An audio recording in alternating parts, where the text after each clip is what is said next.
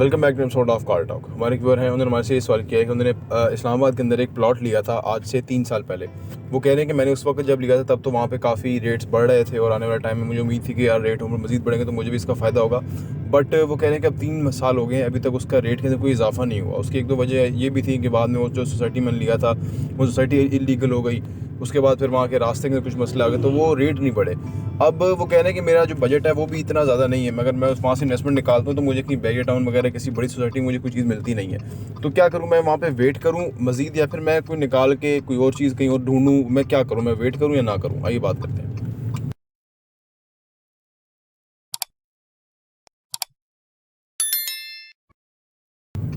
बिस्मिल्लाहिर्रहमानिर्रहीम। आपने ये बताया नहीं कि कहाँ इन्वेस्टमेंट है और कितनी कितनी इस वक्त उसकी वैल्यू है। लेकिन जिस तरह आपने बताया ना कि इस्लामाबाद में चीज़ों की कीमतें ना, प्लॉट्स की कीमतें बहुत ही ओवर प्राइस्ड हो गई हुई हैं। अब मैं शहर की बात कर रहा हूँ, अब आपने पता नहीं कहाँ इन्वेस्ट किया था। लगता है आपने कहीं साइड पे किसी और नई सोसाइटी में इन्वेस्ट किया था। एक्चुअली जो दूर होने का फैक्टर है ना, उसकी वजह से कीमतें नहीं बढ़ेंगी, क्योंकि दूर लोग जाके रहना पसंद नहीं करते और बड़ा टाइम टेकिंग प्रोसेस है।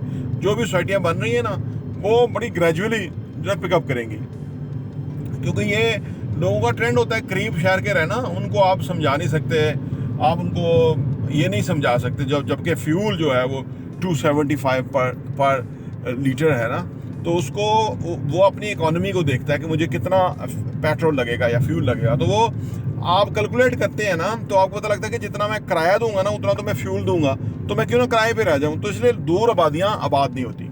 अब आपने कहा कि मैं वहां से बेचूं और बैरियर टाउन में आऊँ कि नहीं, ये इससे बेहतर बैरियर टाउन में इन्वेस्ट करने का प्लॉट्स के हवाले से खसूसी तौर पे कह रहा हूँ, बाकी भी हर चीज़ के हवाले से कभी नहीं आएगा, कभी नहीं आएगा, कभी नहीं आएगा। मैं आपको बता दूँ, इतनी प्राइसेस नीचे मिनिमम लेवल पे आ गई हैं, इतनी मिनिमम लेवल पे प्राइस कभी नहीं आएंगी। उसकी वजह क्योंकि ये डिमांड एंड सप्लाई है ना, डिमांड अभी वक्त ही रुकी हुई है, लेकिन अभी ये मुल्की हालात बदले तो उधर की डिमांड बदल जानी है, बढ़ जानी है।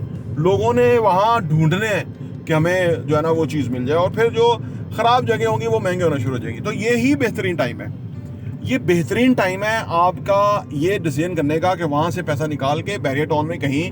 इस वक्त आपको फ़ायदा क्या होगा, कोई प्लॉट वाला बंदा आपको मिल गया ना, मे भी आपको वो अगर वो 1 महीने का टाइम देता है तो 2 का दे दे, 2 का देता 3 का दे दे, 4 का दे दे। पेमेंट के अंदर भी आपको टाइम मिल सकता है, कोई ऐसी चीज़ हो सकती है। क्योंकि जो जो जो होता है ना डेस्परेट सेलर, तो उसको फ़र्ज़ करें उसकी चीज़ है 50 लाख रुपए की और उसका 20 लाख से काम चलता है, तो वो कहेगा मुझे 20 लाख बयाना कर दे, बाकी आप मुझे 30 लाख रुपया इतने टाइम में दे दें, महीने बाद दे दें, 2 बाद दे दें, तो वो उसका भी काम चल जाएगा। और लेकिन क्योंकि कस्टमर का जो प्लॉट है ना उसका कस्टमर नहीं है, तो ये इससे फ़ायदा उठाने का टाइम है हर उस बंदे को कि जो कल को याद करेगा कि यार मैं बैरियर टाउन में प्लॉट लेके मैंने वहाँ घर बनाया है। ये this is the very right time.